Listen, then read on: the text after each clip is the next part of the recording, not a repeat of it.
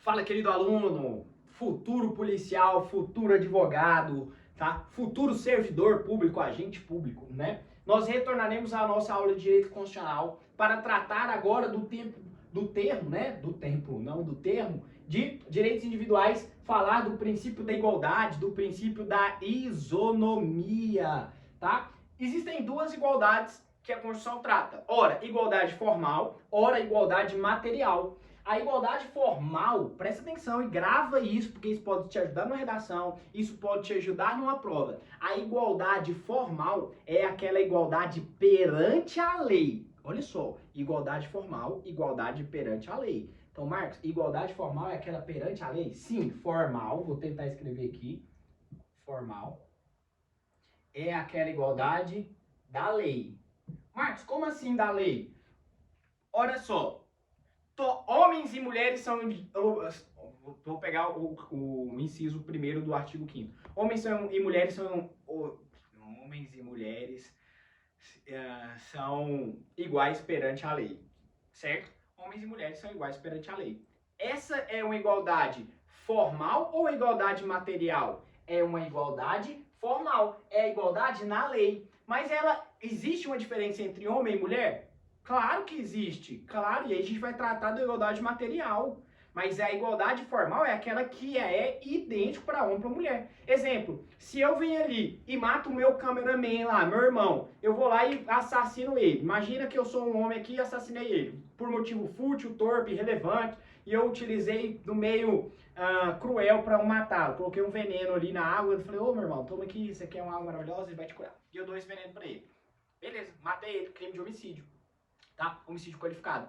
E aí imagina agora que eu sou uma moça, eu sou irmã dele, e eu vou lá e faço o mesmo procedimento e o mato.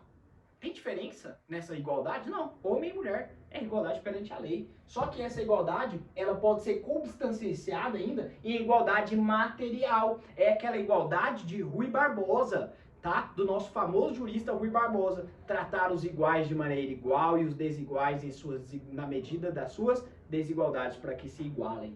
Então a igualdade material é aquela igualdade, vou colocar aqui, ó, real, é aquela de fato. Igualdade material.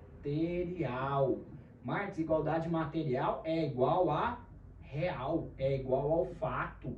Marcos, como assim igual ao fato? Turma, vamos lá ao auxílio maternidade. Auxílio maternidade para a mulher, ela tem um período de 180 dias, certo? 120, 130 dias, se não me engano. Para o homem, o auxílio paternidade é 5 dias. Marcos, mas por que isso? Ora, por questão de igualdade material, porque quem carrega o feto durante 9 meses é a mulher, quem aguenta um homem enchendo o saco é a mulher, quem sofre as dores do parto é a mulher. Portanto, essa igualdade ela tem que ser consubstanciada, relacionada ao fato, à realidade, certo? Marcos, outro exemplo disso, cotas.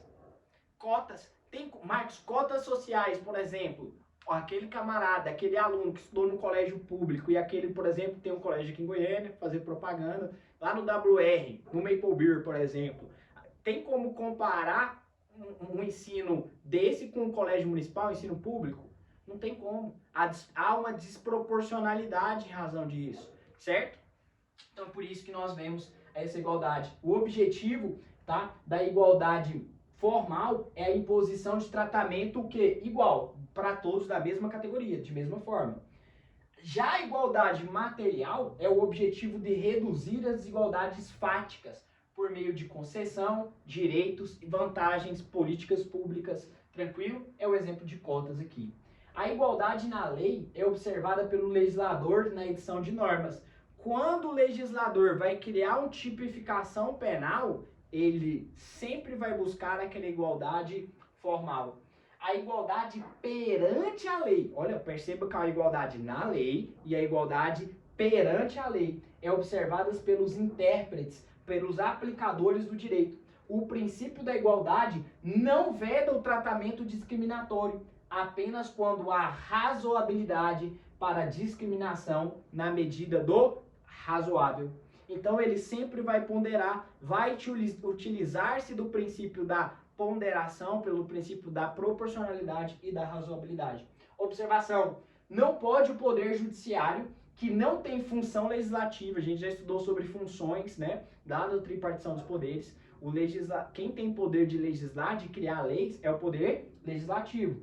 O Judiciário, que não tem função legislativa, aumentar vencimentos de servidores com base na isonomia. Súmula vinculante número 37. Tranquilos? Tá? Não pode. Tá? Quantas súmulas nós temos hoje no Brasil vinculantes? Em torno de 55, 56, se não me engano, tem que atualizar, mas hoje creio que são 56 súmulas vinculantes. Tranquilos?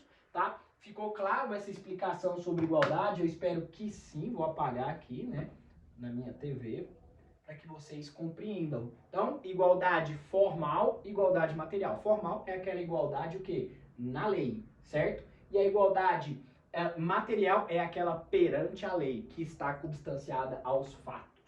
Por exemplo, Lei Maria da Penha traz uma diferença de tratamento entre homens e mulheres. Claro que traz um tratamento entre homens e mulheres.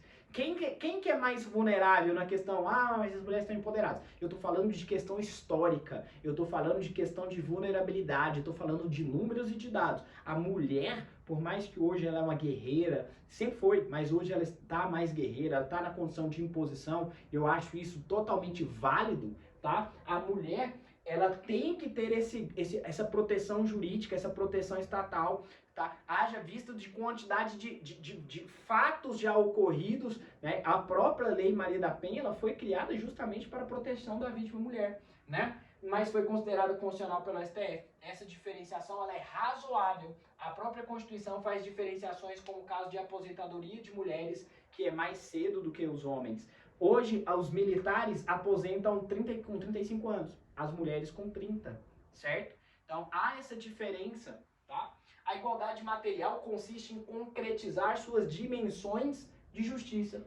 A justiça, ela pode ser distributiva, né? Redistribuição de recursos socioeconômicos para grupos historicamente em desvantagem. Essas são exemplos de ações afirmativas, que cotas, por exemplo.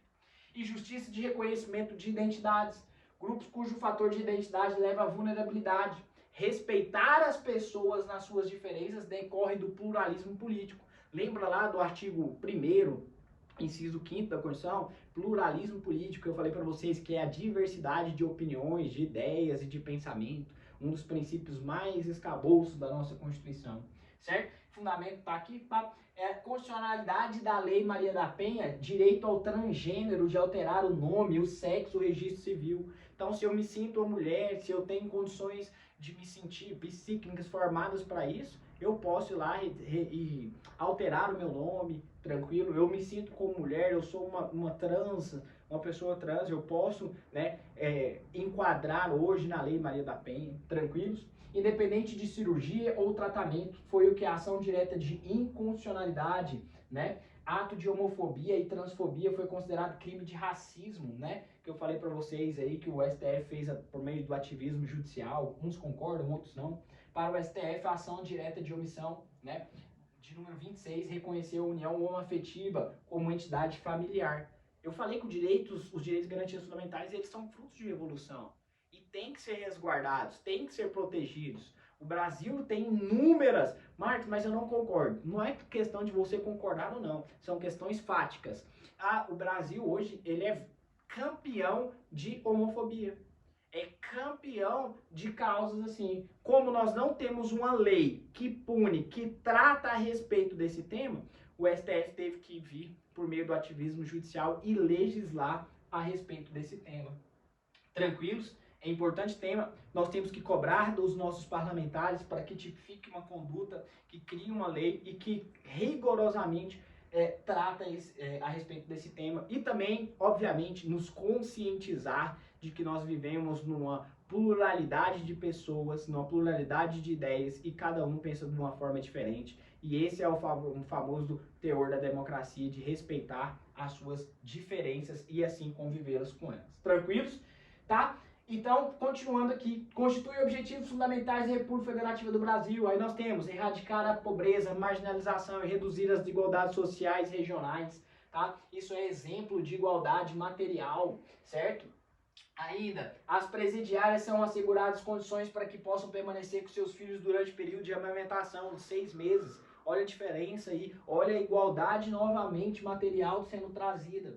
proteção do mercado de trabalho da mulher mediante incentivos específicos nos termos da lei, proibição de diferença de salários no exercício de funções de critério de admissão por motivo de sexo, de idade, de cor ou estado civil. Então, se eu sou de cor parda e a outra de cor negro, entra lá e eu exerço a mesma função que ele, por ele ser negro, ele tem que ganhar menos, ou por eu ser pardo, eu tenho que ganhar menos, tá? Essa é a súmula 683 do STF, que é o limite de idade para inscrição em concurso público. Ela só é legítima quando passa ou possa ser justificada pela natureza e as atribuições do cargo a ser preenchido.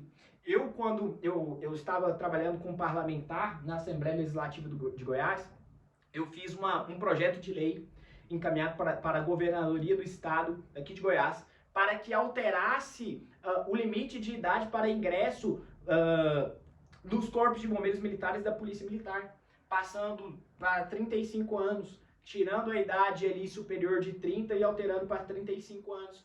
Por questões de que, Marcos? Ora, por questões de que eu acho que, eu acho não, né? De que a sociedade evoluiu e que com 35 anos ainda pode se desenvolver as mesmas atribuições do que um camarada de 30, fruto de evolução.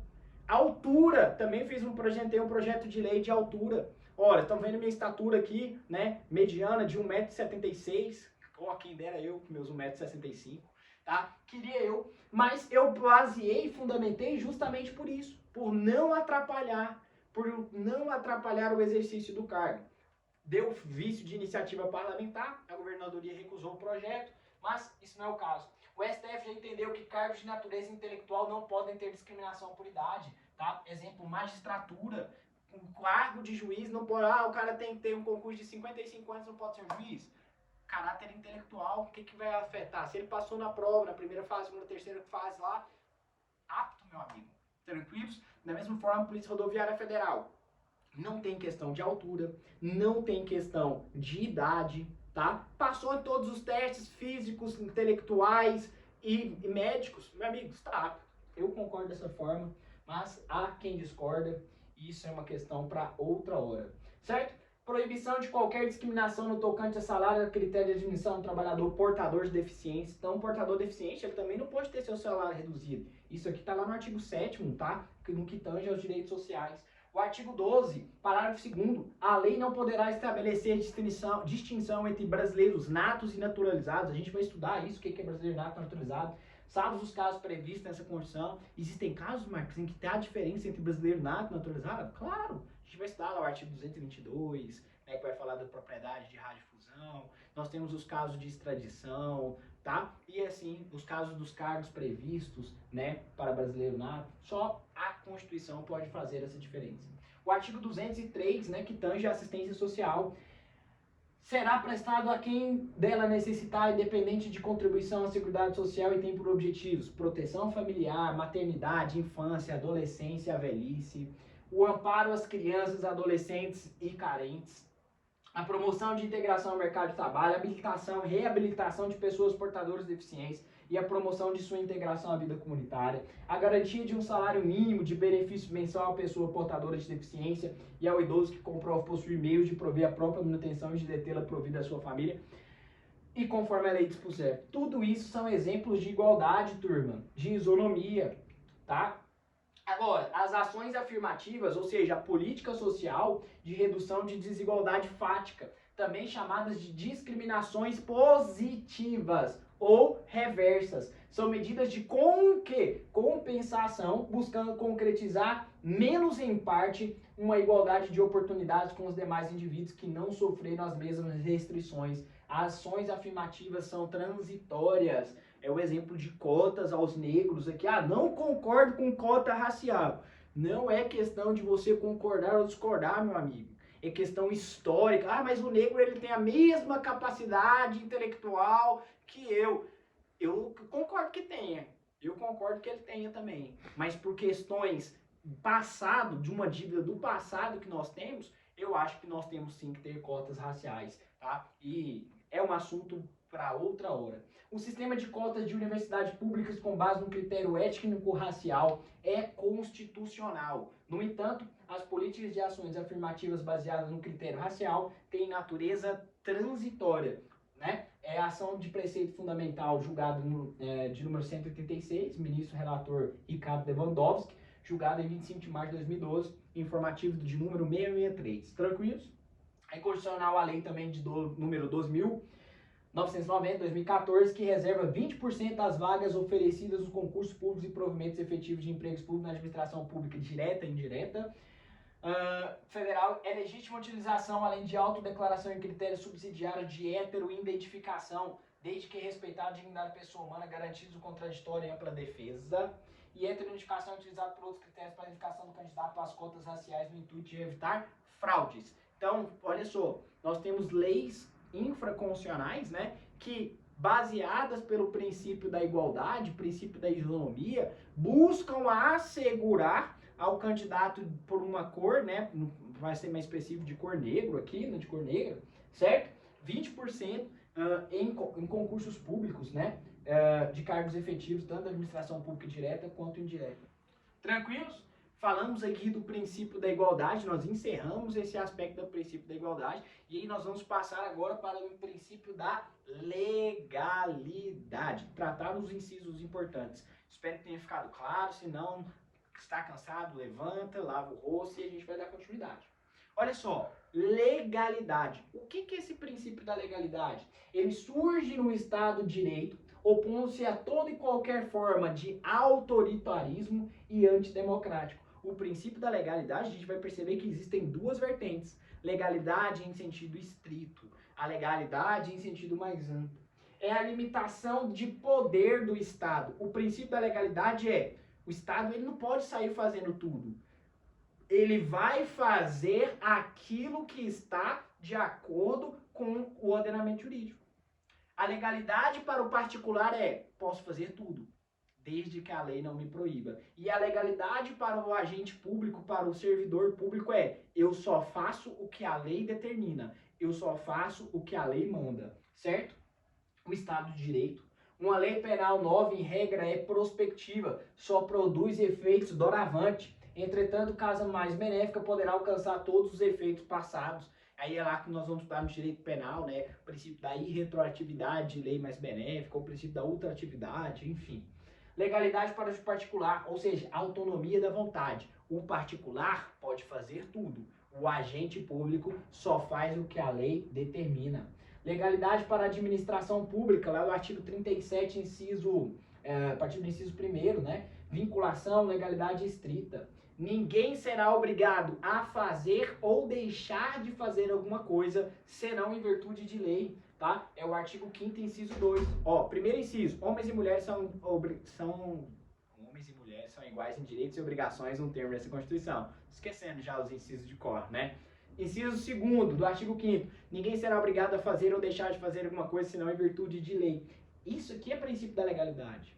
É o princípio da legalidade. Eu só faço alguma coisa se for em virtude de lei. Artigo 37. A administração pública direta e indireta de qualquer um dos poderes dos estados, do Distrito Federal, dos municípios, obedecerá aos princípios da legalidade, impessoalidade, moralidade, publicidade e eficiência. Certo? Legalidade para a administração pública. Só faz o que a lei manda. Só faz o que a lei manda. Vocês amanhã, futuros policiais, futuros advogados, só vão fazer o que a lei determina que você faça. E nada mais. Certo? Observação aqui, ó. O exame psicotécnico só pode ser definido por lei. Súmula vinculante número 44. Extremamente importante. Haja visto que eu tenho aí um exame, vocês que já foram aprovados, né, tem uns exames aí para fazer, por exemplo, Polícia Militar do Estado de Goiás, vai trazer o exame psicotécnico dia 6 de dezembro, né? Então, só pode ser definido por lei. Se tiver uma lei e essa lei estiver constituída num cargo, ele vai poder ser aplicado. Se não, mas está no edital. Beleza. Se está no edital e não está em lei, já era. Tem que ter uma lei baseada para que o edital possa concluir. Perfeitos? Continuando o princípio da legalidade versus do princípio da reserva legal. A reserva legal impõe a exigência de lei em sentido estrito, editada pelo Congresso Nacional.